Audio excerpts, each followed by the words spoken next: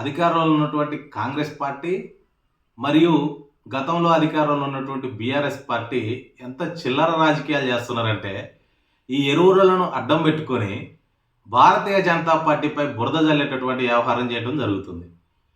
నేను ఒకటే స్పష్టంగా కేటీఆర్ గారిని మరియు ముఖ్యమంత్రి కేసీఆర్ గారిని, మాజీ ముఖ్యమంత్రి కేసీఆర్ గారిని, ప్రస్తుత ముఖ్యమంత్రి రేవంత్ రెడ్డి గారిని నేను ఒకటే ఒక సామాన్యుడిగా క్వశ్చన్ చేస్తున్నా. రైతులకు యూరియా కేంద్ర ప్రభుత్వం అందిస్తుందా, రాష్ట్ర ప్రభుత్వం అందిస్తుందా స్పష్టం చేయాల్సినటువంటి అవసరం ఉంది. గతంలో ఉన్నటువంటి బీఆర్ఎస్ ప్రభుత్వానికి కూడా భారతీయ జనతా పార్టీ కేంద్రంలో ఉన్నటువంటి నరేంద్ర మోడీ ప్రభుత్వం యూరియాను అందించిందా, లేకపోతే రాష్ట్ర ప్రభుత్వం సొంతంగా తయారు చేసిందా స్పష్టం చేయాల్సినటువంటి అవసరం ఉంది. సిగ్గుండాల. ఆనాడు బీఆర్ఎస్ ప్రభుత్వం ఉన్న రైతులకు యూరియా అందించింది కేంద్రంలో ఉన్నటువంటి భారతీయ జనతా పార్టీ నరేంద్ర మోడీ ప్రభుత్వమే. ఈరోజు తెలంగాణ రాష్ట్రంలో కాంగ్రెస్ పార్టీ అధికారంలో ఉన్న రైతులకు కావాల్సినటువంటి యూరియాను అందించేది పూర్తి స్థాయిలో కూడా సబ్సిడీతో అందిస్తున్నది కేంద్ర ప్రభుత్వమే.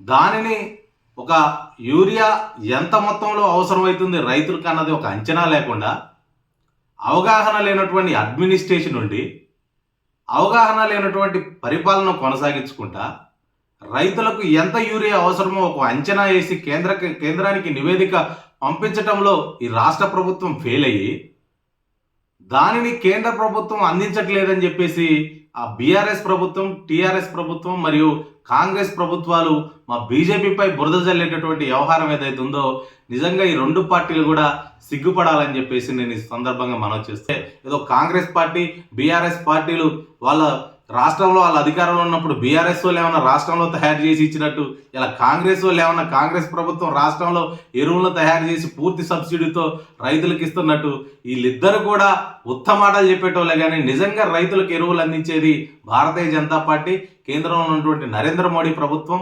మూతబడినటువంటి రామగుండం ఎరువుల ఫ్యాక్టరీని కూడా ఈరోజు ప్రారంభించి దాని ద్వారా ఎరువులను ఉత్పత్తి చేసి తెలంగాణకి సులభతరం చేసినటువంటి ప్రభుత్వం భారతీయ జనతా పార్టీ, నరేంద్ర మోడీ ప్రభుత్వం అని చెప్పేసి నేను ఈ సందర్భంగా మనవి చేస్తున్నా.